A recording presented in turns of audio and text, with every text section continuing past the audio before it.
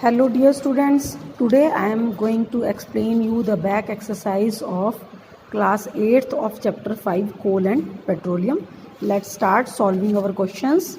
Our first question is, what are the advantages of using CNG and LPG as fuels? यानी कि LPG और CNG को fuel के रूप में, ईंधन के रूप में इस्तेमाल करने से क्या क्या फ़ायदे होते हैं, क्या क्या एडवांटेजेस हैं.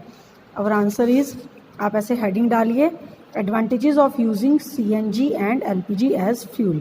सिंपल पॉइंट्स हैं. First point, they can be burned easily, means इनको ईजिली आसानी से जलाया जा सकता है. They can be transported through pipelines easily, इनको एक जगह से दूसरी जगह ट्रांसपोर्ट ईजिली किया जा सकता है पाइपलाइंस के through. Third point is, they both are clean fuels, ये बिल्कुल क्लीन फ्यूल होते हैं, साफ़ सुथरे फ्यूल होते हैं.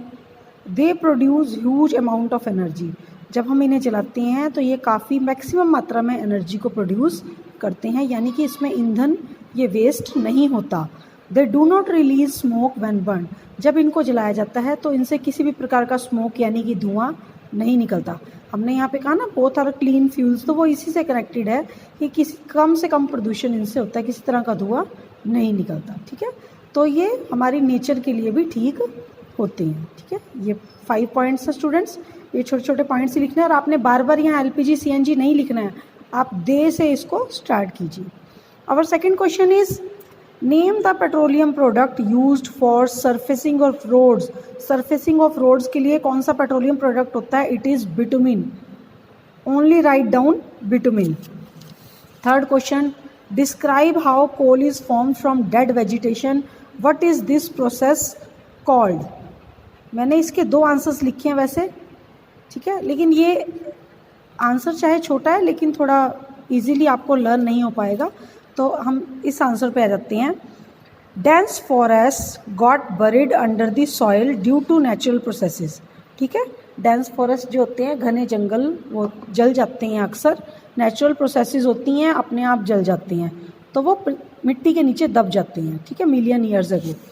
More and more soil got deposited over them and they got compressed more. ठीक है, ज़्यादा से ज़्यादा मिट्टी उन पे दबती जाती है और वो कंप्रेस हो जाते हैं, दब जाते हैं. This led them to get exposed to very high temperature and pressure. They slowly got converted into coal under these extreme condition. कौन सी एक्सट्रीम कंडीशन कौन सी है? High temperature and pressure. The whole process of formation of coal from dead vegetation is called carbonization. ठीक है student, ये आप answer note कर लीजिए. ये आप आंसर मत कीजिए, इसको रहने दीजिए, ये नोट कीजिए. ये आंसर मैंने आपकी बुक से ही लिया है, ये देखिए. आप चाहे तो डायरेक्टली यहाँ बुक में से भी इसे नोट कर सकते हैं. ये देखिए, ये सारा ये हमारा आंसर है इसका. ठीक है, कार्बनाइजेशन. ठीक है students, note down this in your copies clearly. Next question, fill in the blanks. Fossil fuels are coal, petroleum and natural gas.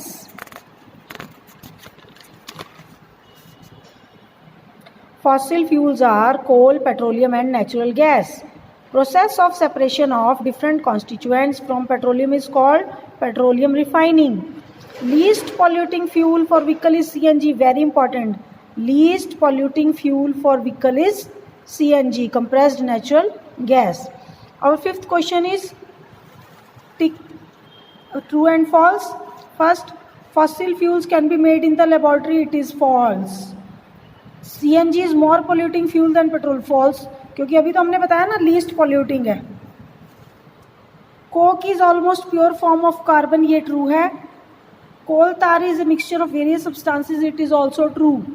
Kerosene is not a fossil fuel. It is false. ठीक है students, आप यहाँ से note कर सकते हैं.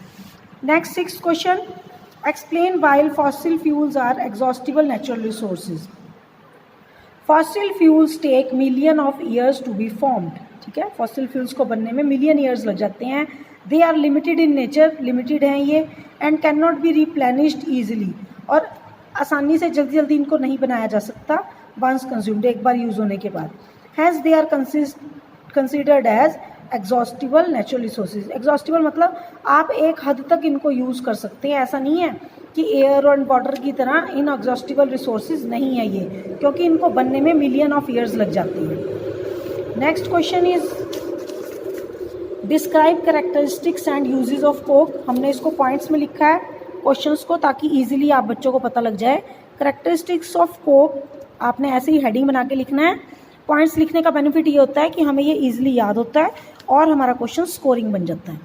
First is Coke is 98% pure carbon. Second, it is a tough black substance, hard होता है। It produces a very little smoke, ये बहुत कम धुआं उत्पन्न करता है। एंड यूजेस क्या है इसके?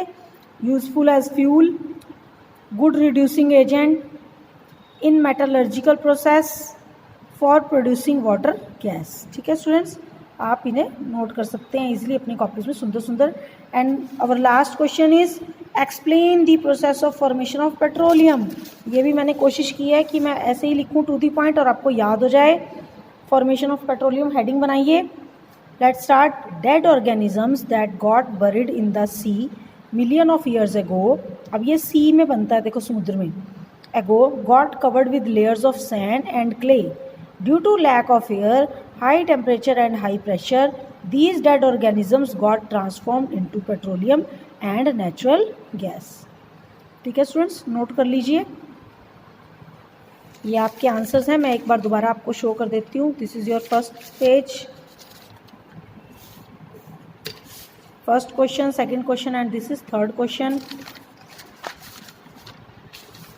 This one is fourth, fifth, sixth and seventh question. And this one is your question number 8. Okay students, see you soon in the next video.